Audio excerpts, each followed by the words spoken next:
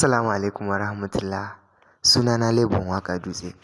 Ina mai farin cikin sanar da ku masoyana za mu saki wannan waƙar gobe insha Allahu da misalin karfe 8 na dare a kan wannan YouTube channel ɗin namu mai suna Lebon Waka Dutse TV.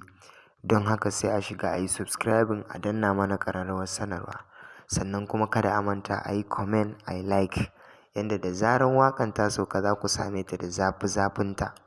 A nuna mana so da ƙauna da amana. Har kullum muna yin ku masoya kuma muna godiya domin muna ganin irin saƙonninku da goyon bayanku. Fatanmu dai Allah Ubangiji ya ba mu nasara, amin summa amin. Kar ku manta gobe da misalin karfe 8 na dare a wannan tasha tamu ta Lebon Waka Dutse TV.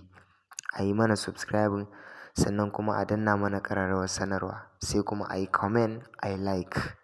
Ke nake bukata a bani ke mi zaman miyafi, ko gida za a ban da mota ba za ya sa in ki sahiba ba.